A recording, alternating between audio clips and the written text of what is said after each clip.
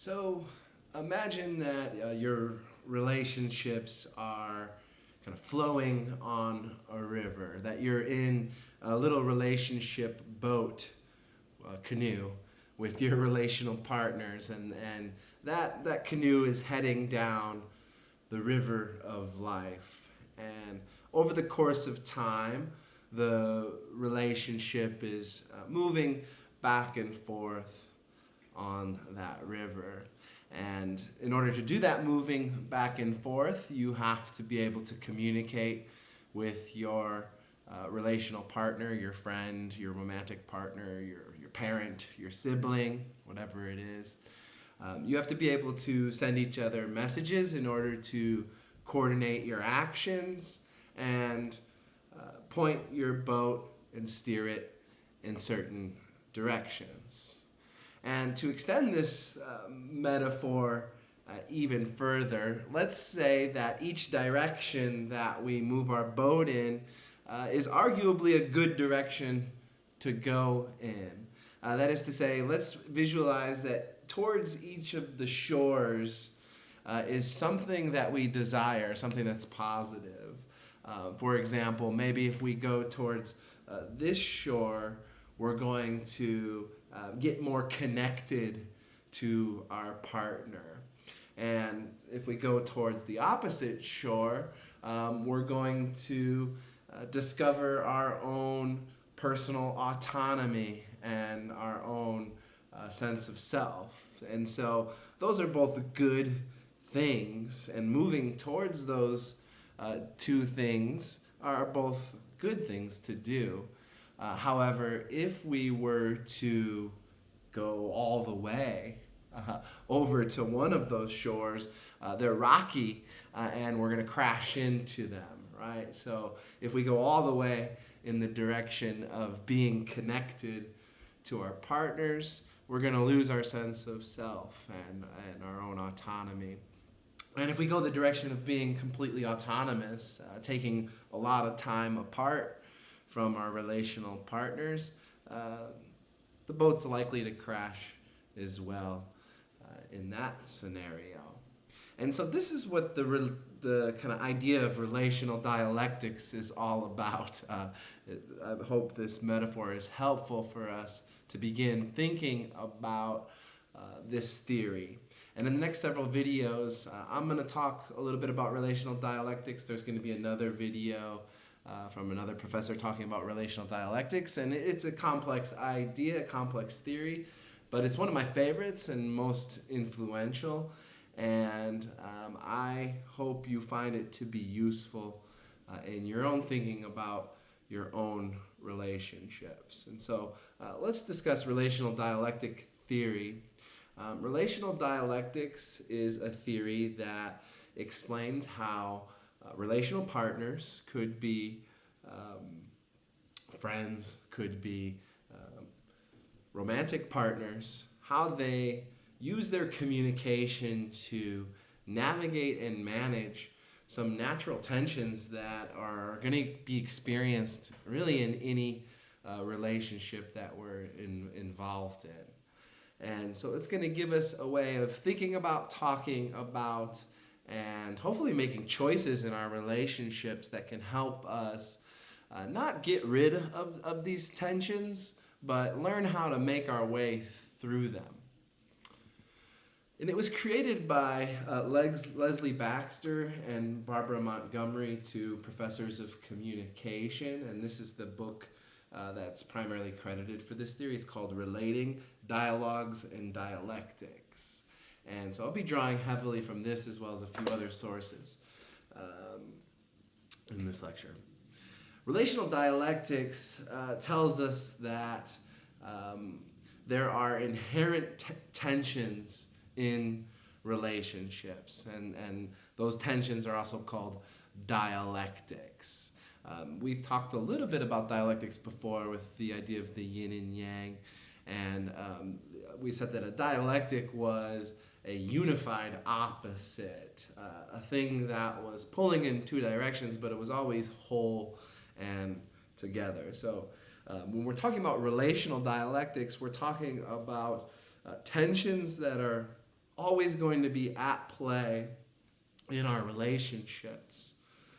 According to this perspective, relationships are experienced and defined through the negotiation of contradictions. You might think that word contradiction has some negative connotations here.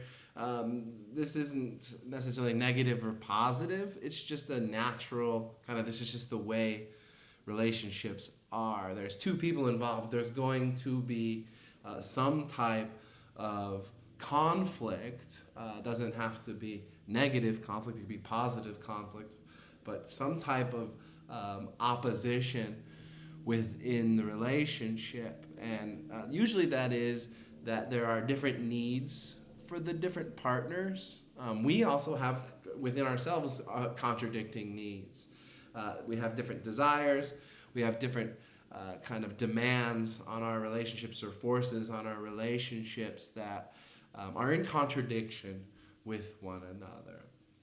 So relationships from this point of view can be kind of defined, they can be seen themselves as the communication that we use to try to resolve and manage these tensions. Relationships, in fact, are the tensions themselves, is kind of what this is saying. To go further on this idea of a dialectical, I want to make a distinction between a dialectic and a dualistic, kind of binaristic, dichotomy. Those are different things. So don't confuse a dialectic with a dualistic binary or a dichotomy. A dualistic binary or a dichotomy is kind of like a light switch that you see here. You have on and you have off, but it's either on or it's off, right? And so in binaristic thinking, you have two opposites, but they're not unified. They're not both always present. In fact, it's usually one or the other. And to go even further, in a lot of Western thinking, there's certain binaries, good, evil, black, white, mind, body, man, woman, animal, human, culture, nature. And each of those kinds of binaries in our thinking are not only seen as distinct opposites to one another in traditional Western thinking, but even one of them is typically valued over the other. So men valued over women, the mind valued over body, culture valued over nature, things like that. So that's traditional Western thinking. Dialectical reasoning and relational dialectics comes from more of an Eastern way of thinking, and that's that yin and yang, the idea of unified oppositions. Dialectics is going to not just emphasize one over the other, but rather is going to emphasize the kind of interplay between them, the tensions as we're moving in degrees towards this direction and degrees towards the other direction. There's going to be interplay between those forces. They're going to always be present in the relationships. So dialectics then features what we call unity of opposition. They're opposing forces, but you can't fully separate them. It's not a binary. So there are three key principles of relational dialectics, and I want to just kind of talk through those three key principles, and then we'll end this video and we'll pick up with the three main tensions that are present in relationships. But before we begin, it's helpful to have some ideas of some of the principles of relational dialectics. They are contradiction, change, and praxis. And so I'll talk about all three of these principles. Relationships have contradiction, relationships have change, and we can exercise praxis in our relationships.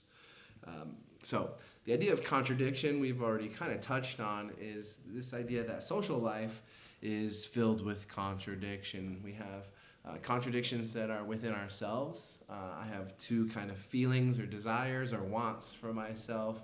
I have to try to resolve them in some way. And there are contradictions within our relationships. I want one thing, my partner wants another thing, and we have to resolve those in some ways. There's always going to be, in a relationship with another person, a dynamic interplay between two things that are good for us, but if taken alone, if taken mutually, they would be insufficient. And this is, again, this idea of like the shores of the river. We have a desire to, for example, in our relationships, we want to have something new happen. We want to do something out of the ordinary and exciting. And we also want predictability. We want to know what's going to happen in our relationships. And so those two desires exist at the same time. But if we had complete dynamic change in our relationship all the time, that would be bad. And if we just had the same thing over and over again, that would be bad, a binary. And so instead, we are kind of working in the interplay between these two things that we want simultaneously.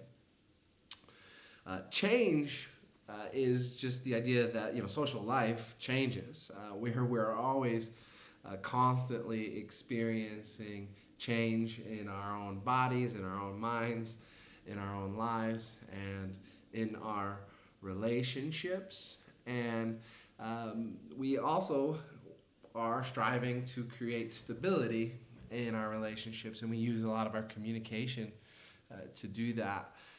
We're going to make changes in our relationship in order to keep it stable, right? So stability and change are kind of intertwined here. Ultimately, things are going to change, right? We're going to make our way through life, and our relationships will follow that. But we can have moments of kind of more viscosity and slowing of the change. We can use our communication to try to do that. And we can have other times where something in the environment has shifted and changed, and we're going to use our communication to change our relationship in order to respond to a change in the environment and thereby keep the relationship stable. Okay, so change is inherent. And the goal of our relationships is not to achieve stability necessarily, or even to achieve little change. Rather, the goal is trying to together understand and work flexibly and effectively within the fluid changing web of human tensions and responses. So we're going to try to learn how to communicate these changes that we're feeling and these desires that we're experiencing with our partners so that we can grow and change and move together in order to sustain and maintain the relationship over the course of time. And finally, change doesn't just happen. It's often can be imposed upon us from the outside, and that certainly does happen, but we also have a say in it, and that's the idea of praxis, which is that we can put theory into practice. We can try to recognize and be able to, in the moment, theorize our relationships and what's going on in them. And we can use our communication theories that we're studying in order to make a choice, to put into practice something else, a new action.